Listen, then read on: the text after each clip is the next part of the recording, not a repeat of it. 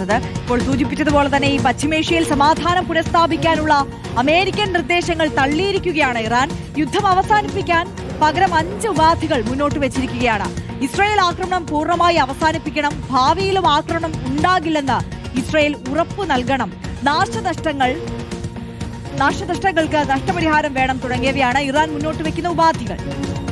ഇസ്ലാമാബാദിൽ വെച്ച് ഈ ആഴ്ച തന്നെ സമാധാന ചർച്ച നടത്താനാണ് അമേരിക്കയുടെ നീക്കം. ഫൈസൽ ഹംസ വിവരങ്ങളുമായി വാർ ഡെസ്കിൽ നിന്ന് ചേരുന്നുണ്ട്. ഫൈസല്, ഈ ഒരു സമാധാനത്തിലേക്ക് കാര്യങ്ങൾ പോകണം എന്ന് ലോകം മുഴുവൻ ആഗ്രഹിക്കുന്നുണ്ട്.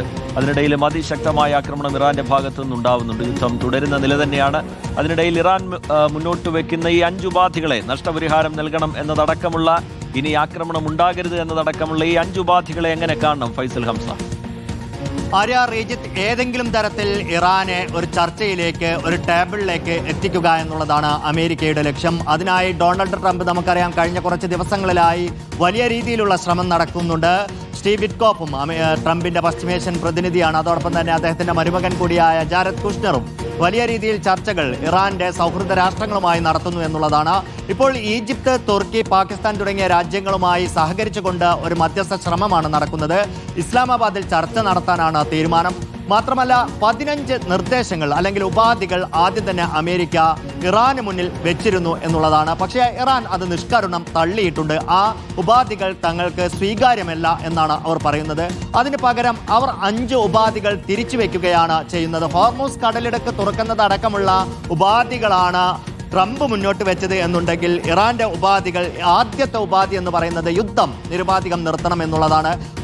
അതായത് ഒരു വെടിനിർത്തലിലേക്ക് പോവുകയല്ല, പൂർണ്ണമായ യുദ്ധവിരാമമാണ് വേണ്ടത് എന്നുള്ളതാണ്. അതിനുശേഷം വീണ്ടും ആക്രമണം ഉണ്ടാകില്ല എന്നുള്ള ഉറപ്പ് ലഭിക്കണം എന്നും ഇറാൻ ആവശ്യപ്പെടുന്നുണ്ട്. അതോടൊപ്പം ഇത്രയും കാലം 26 ദിവസമായി വലിയ രീതിയിലുള്ള ആക്രമണം നടക്കുകയാണ്. ആ ആക്രമണത്തിലെ നാശനഷ്ടങ്ങൾക്ക് അമേരിക്കയും ഇസ്രായേലും നഷ്ടപരിഹാരം നൽകണമെന്നാണ് ഇറാന്റെ മറ്റൊരാവശ്യം. മറ്റൊന്ന്, ഹിസ്ബുള്ള അടക്കമുള്ള ഇറാന്റെ പ്രോക്സി ഗ്രൂപ്പുകൾക്ക് നേരെ ഇസ്രായേൽ വലിയ രീതിയിലുള്ള ആക്രമണം നടത്തുന്നുണ്ട്. ലബനനിൽ വലിയൊരു ഭാഗം അവിടെ ഇസ്രായേൽ പിടിച്ചടക്കിയിട്ടുമുണ്ട്. അവിടെ ഇനി ഹിസ്ബുള്ളക്ക് നേരെ ആക്രമണം നടത്താൻ പാടില്ല. യുദ്ധവിരാമത്തോടുകൂടി ആ ആക്രമണങ്ങളും പൂർണ്ണമായും അവസാനിപ്പിക്കണമെന്നാണ് ഇറാന്റെ ആവശ്യം. ഏറ്റവും സുപ്രധാനമായിട്ടുള്ളത് ഹോർമൂസ് കടലിടുക്കുമായി ബന്ധപ്പെട്ടത് തന്നെയാണ്. അവിടെ ഫ്രീ പാസേജ് ഒരുക്കണമെന്നാണ് ട്രംപിന്റെ ആവശ്യം. പക്ഷേ അങ്ങനെയല്ല. ഹോർമൂസ് കടലിടുക്കൽ തങ്ങളുടെ പരമാധികാരം അംഗീകരിച്ചുകൊണ്ടായിരിക്കണം ഒരു യുദ്ധവിരാമം എന്നുള്ളതാണ് ഇറാന്റെ ആവശ്യം. എന്തായാലും ഈ ആവശ്യങ്ങളോട് എങ്ങനെയായിരിക്കും ഇസ്രായേലും അമേരിക്കയും പ്രതികരിക്കുക എന്നുള്ളതാണ് ലോകം ഉറ്റുനോക്കുന്നത്. മറുവശത്ത് ഹോർമൂസ് കടലിടുക്കിലെ പ്രശ്നങ്ങൾ പരിഹരിക്കുന്നതിനായി ബ്രിട്ടന്റെയും ഫ്രാൻസിന്റെയും നേതൃത്വത്തിൽ വലിയ ശ്രമങ്ങൾ നടക്കുന്നുണ്ട്. ലണ്ടനിൽ ഉടൻ തന്നെ ഒരു യോഗം വിളിച്ചു ചേർക്കാൻ അവർ പോകുന്നു.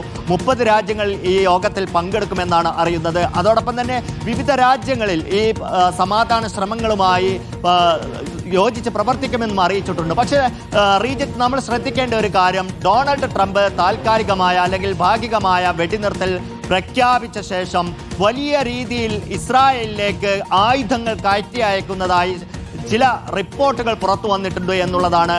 ചില വിമാനങ്ങൾ, യുദ്ധവിമാനങ്ങളുടെ സഞ്ചാരം കണക്കാക്കിക്കൊണ്ട് ചില വിദഗ്ധർ അക്കാര്യം സൂചിപ്പിക്കുന്നുമുണ്ട്. അതായത് ട്രംപ് ഒരു താൽക്കാലിക വെടിനിർത്തലിനാണോ ശ്രമിക്കുന്നത്, അതുവഴി ഇറാനെ കൂടുതൽ ആക്രമിക്കുകയാണോ എന്നുള്ളൊരു ആശങ്ക ഇറാനുമുണ്ട്. അതുകൊണ്ട് തന്നെ ഇതുകൂടി മനസ്സിൽ വെച്ചുകൊണ്ട് തന്നെയായിരിക്കും ഇറാൻ ഈ സമാധാന ചർച്ചകളെ സമീപിക്കുക.